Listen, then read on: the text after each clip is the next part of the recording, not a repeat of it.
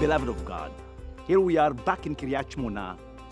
As you well know, it's the city where I was growing up, born in Tiberias by the Sea of Galilee, but grew up here in Kiriat Shmona up to the age of Bar Mitzvah, 13 years of age. And we have come here to really help a school, remodeling a school, helping this school to just let the children have a place to come and study. I want us to walk here, see the work we already have done, all of it thanks to your people, you people.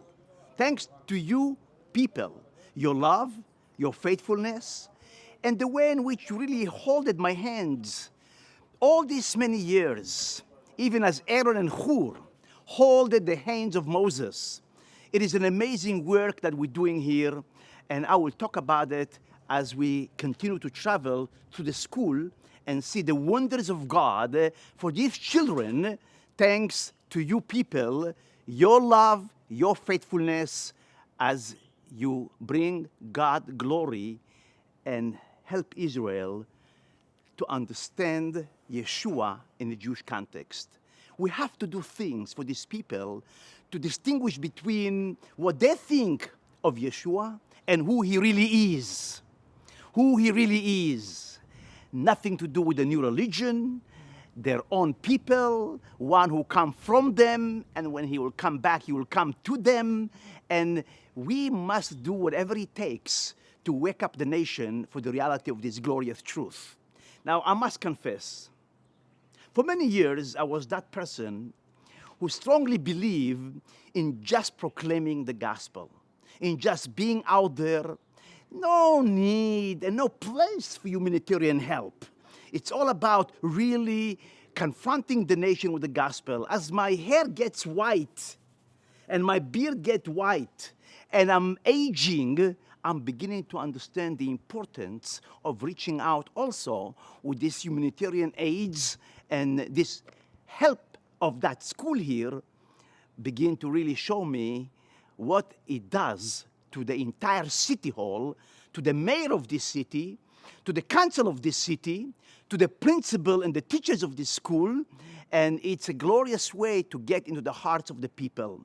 So as Aaron and Hur held on to the hands of Moses, I want to say thank you for holding on to my hands and helping me to truly bring forth the love that is in your heart to these people, this city. The whole city is talking about this remodeling of this school. I mean, the city hall is talking about it. Teachers, the principal, the children, when they will come here, 1st of September, they start the school. Now they are on vacation. And so we're doing all this remodeling, all this work. 1st of September, you should see the faces of the children when they'll come here and they'll all of a sudden see renewed school. Let's go and see the work of Trumpet of Salvation in this building, thanks to you people, and praise God for you. Let's go.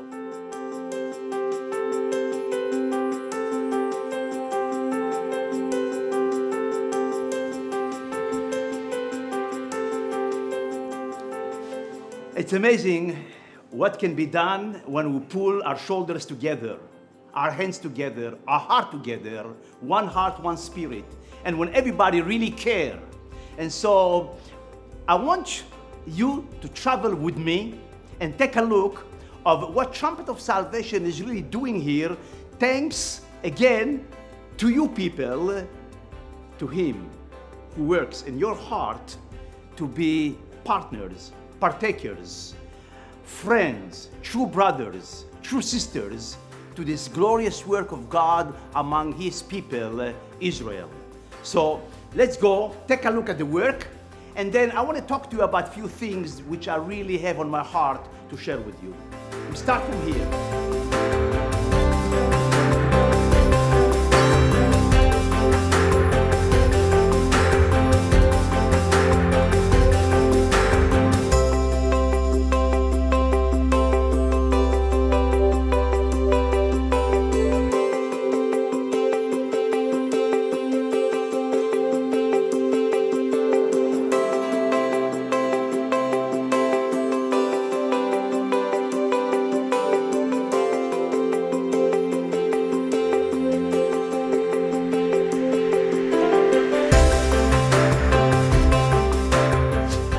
Hi there, here we are. Remember Rachel, the principal of the school?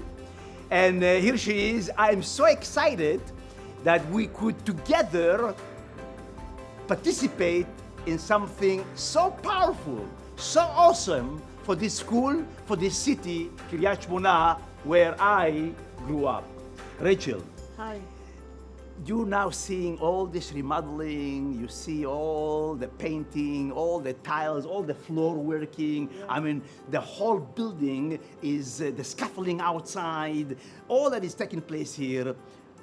And you know, on the 1st of September, start school. All the children gonna come to the school. Yeah. Can you see their face of the children walking in the school, what it will be like? I see the light in their eyes. Of the children. They will go and they will be shocked. They don't even know. And they don't know. Yeah. They didn't know. I want to thank you, first of all, and to thank you all. What you've done here, it's not, I will say, it's not umvan me'elav. Ken, we don't take it for granted. Mamash. Yeah. I'm sure that on the 1st of September, when the children come, they will be shocked because the school is going to be new school. Yes. Different school. Yes. Inviting school. Everything will be different. And me, I feel that I win the lotto. The lotto. Yeah, I got the Lotto. Lotto. I got the big prize. Yes. You are blessed. And really, it's all thanks to you people. And right from here, I extend my thanksgiving with all this work, new floors, new walls with tiles, and then the scaffolding outside, painting the whole school. I mean, really remodeling the school. And most important is the internet big class. We're going to provide them with how many computers? 24? 24. 24 computers with internets. Children really have to have internet in the school. This school had none. And here we are, thanks to you people, we are equipping these children with computers, internet net, and wow. משדרגים את הלמידה, משדרגים ומעלים דרגה. Not only Tel Aviv and the rich cities of Israel should really have internet in school, but also Kiriat Shmona, which really considered to be like a poor city. But we're going to really help the children here rise up with this internet. If you ask me, I will go to the time of Abraham, Isaac, and Jacob with the camels and the donkeys and the tent.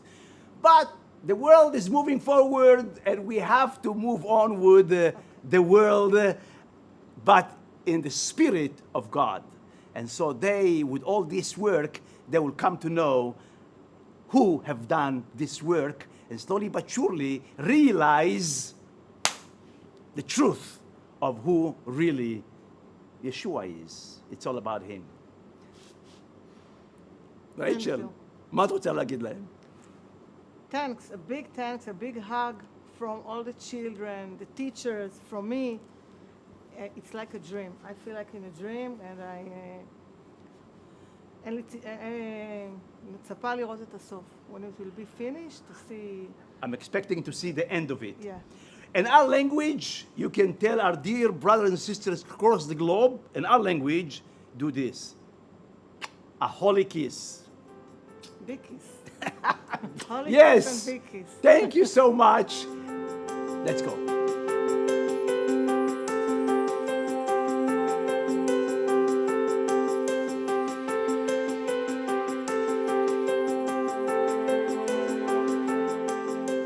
We came here to really help this school.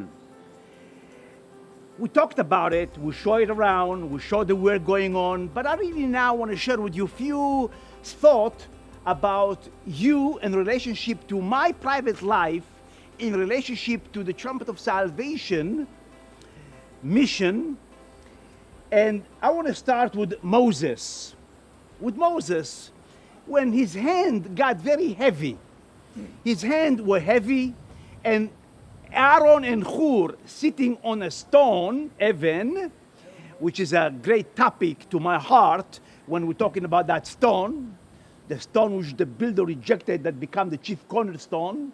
the stone which Israel have stumbled over in order for you people to come to this great gospel. Moses sitting on the stone, Aaron and Hur holding him each on one side. One hand, the other hand, and they're holding the hands of Moses. His hands were heavy. And two people now helping Moses. Far from me to compare myself to Moses, of course, but you know, in life, this hour of history, God have his people. Moses had his task. Moses has done his work. And now it's about you. It's about me. I mean, now it's the work of God through people like you and myself. David did his task. Joshua did his task. Every one of them, be it Jeremiah, be it Isaiah, God is the same yesterday, today, and forever. And now he's got me and you holding my hands.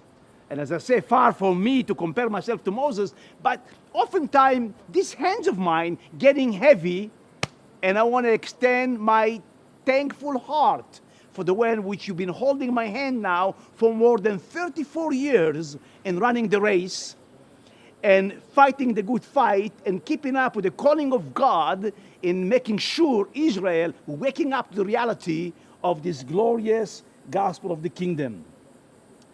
One word I really want us to realize that we don't really have it here in the English, because here it says, but Moses' hands were heavy. Then they took a stone and put it under him, and he sat on it, and Aaron and Hur supported his hands, one on one side and one on the other side.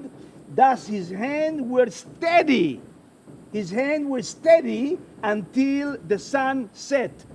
Now when you read that in Hebrew, וידי משה כבדים, ויקחו אבן, וישימו תחתיו, וישב עליה, ואהרון וחור תמכו בידיו, מזה אחד ומזה אחד, ויהי ידיו אמונה עד בא השמש.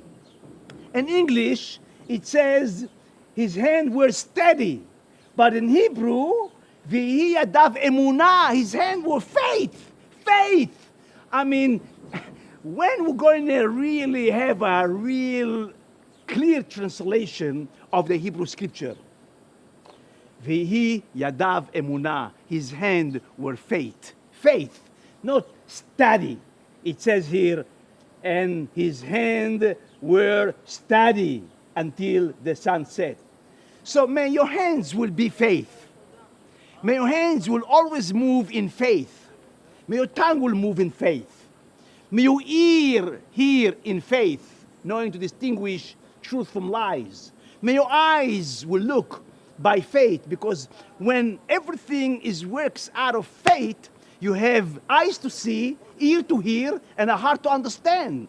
Because faith really gives us the dimensions of how things can really ought to be before God. Because we are to walk blameless before God. And again, he doesn't tell us walk spiritually before God. No, he doesn't say be spiritual before God. He says walk before God. And may we be people who really walk before him. Many of us just want to be spiritual people, just spiritual, but it's all about walking the walk. Walking the walk. With this, we're going on. This is a thought, really, verses I had in my mind before coming here to Kiriat Shmona. In Isaiah 25, verse 1, oh Lord, you are my God. Oh Lord, you are my God. I mean, to really know that you are my God, not his God, not her God, not their God, my God. My God. You are my God. All his work is done in faithfulness. And help me, Lord, and help us all, that all of it will be in faith, not just here once, there, everything. Dishes doing at home in faith. Changing diapers in faith. Whatsoever we do in faith. Trust in the Lord and do good. Dwell in the land and cultivate faithfulness. בטח באדוני ועשה טוב, שכן ארץ וראה אמונה. I mean, it's all about cultivating faith. Some of us know how to talk about faith. We have the real language. We know doctrine. We know theology. But to cultivate faith, hands on the plow, beloved. To cultivate faith is really get your hands at work, your tongue at works, your feet at works. It is in the doing that we can cultivate faith. And I pray to God that we'll be men and women true to the truth, cultivating faith, because when God put here the seed of faith, and that's a gift, as you well know, it's a gift. And if we don't cultivate that gift that God given us, God forbid it will die on us. God forbid it will just become religion. And it's so easy to be a religious person. It's another thing to really move in faith and cultivate faith, hearing the voice of the Good Shepherd. I mean, we really have to hear and to really understand what God will have us do, because that's the difference between what we see religion does and what true faith is really all about. In religion, everybody do that, don't do that, don't do that, do that. But cultivating faith is cultivating, hearing the voice of the Lord, what He's got for you to do, personally for you. There is no Moses. He's done his job. Yeah? There is no Joshua. There is no David anymore. It's about you, me, and whosoever have faith.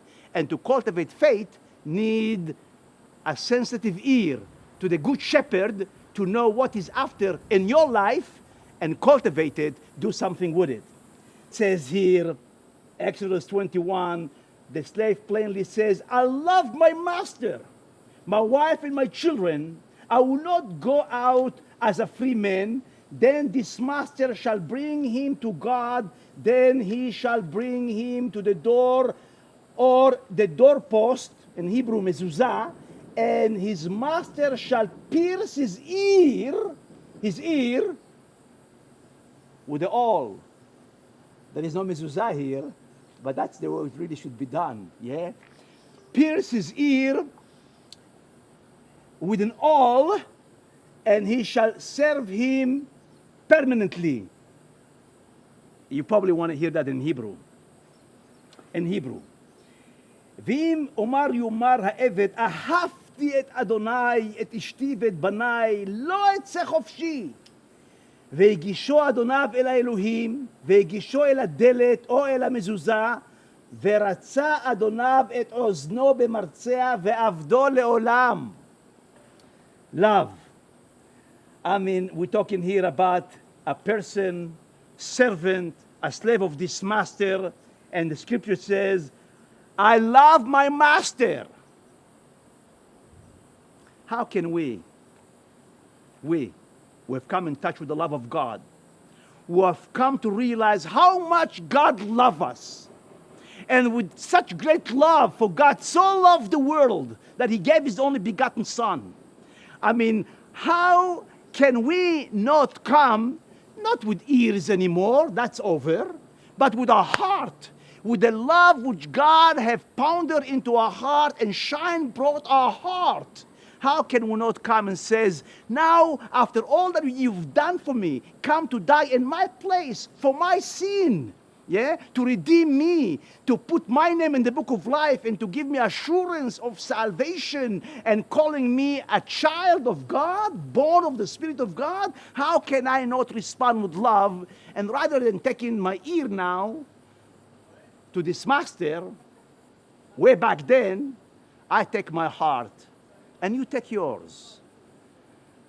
With this great love of God, I really want to serve you. I don't want to go free to this world who offer me who knows what. I want to serve the Master, my Lord, my King, the God of Abraham, Isaac, and Jacob, the only one, the Master, who have really came to really purchase me, Yeshua, and really give me life everlasting. I want to just, with love, by faith, serving Him with a hope to see that glorious day of resurrection.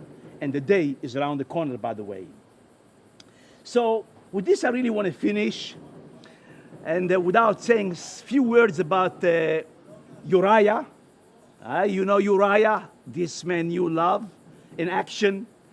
For love of the ark and Israel and Judah, he decided that he is not going to his wife. He is not going to his wife. How can I go to my wife when the ark representing God and all Israel and Judah is in the field? No, I'm not going to go and have a good time with my wife. What a man, Uriah Hitti. What a man, Uriah. I mean, and I'm telling you, this is an amazing act of love. And from here, with this school, I want to thank you for your cultivating faith in love in sowing to this ministry, in really giving of yourself to this work of God among His covenant people, for them to finally realize Jesus the Jew, who had no intention to bring a new religion. How will they know? How will they know that Christianity is about love if we don't show them love in action? Through faith, cultivating faith, through love. How will they know? These people must come slowly but surely, and that's the calling on our life, to keep persevering, keep enduring, and doing whatever it takes. Yes, in the streets. Yes, tracts. Yes, books. Yes, marching. Yes, proclaiming. Yes, countless conversation. Yes, really keep talking and speaking and sharing. But this work, I'm beginning in my old age understand the importance of really reaching out also with that. And I repent before God for all these many years that I really look down on all this humanitarian help to people. I thank God for bringing me to a point of really shaking a whole city here. I mean, I don't know how other people do it, but with me doing it, helping such schools and the whole city hall and the council and the mayor talking about it, they know this boy. They know who is behind all this, and they know it big time. And we trust that it will really bring forth fruit in the life of this city, the entire city, and realizing and recognizing the love of the saints. The love of the saints. A holy kiss, and with a thankful heart for this great work that together we've done in bringing God glory and helping these children to realize something I'm sure will wake them up to love. God blessing and shalom, shalom.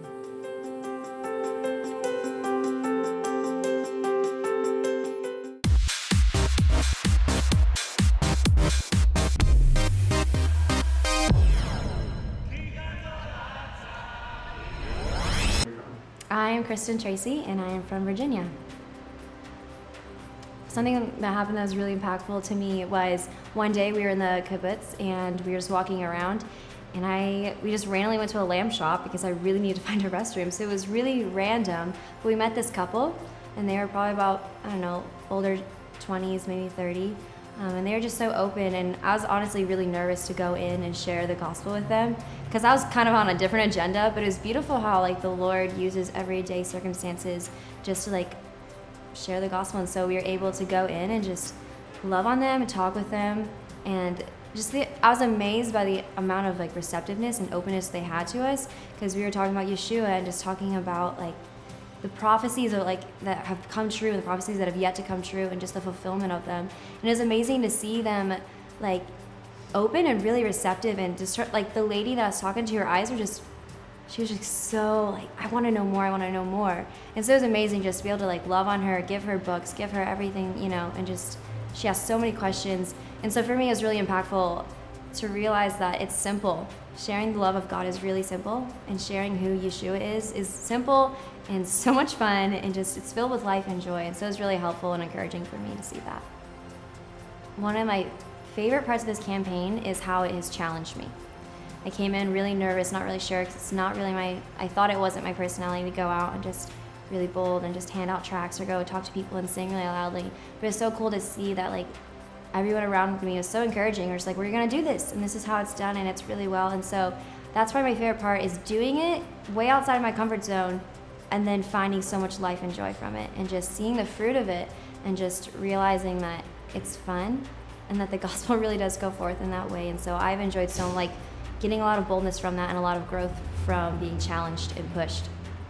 I got a love for Israel and the Jewish people kind of by the people that are around me.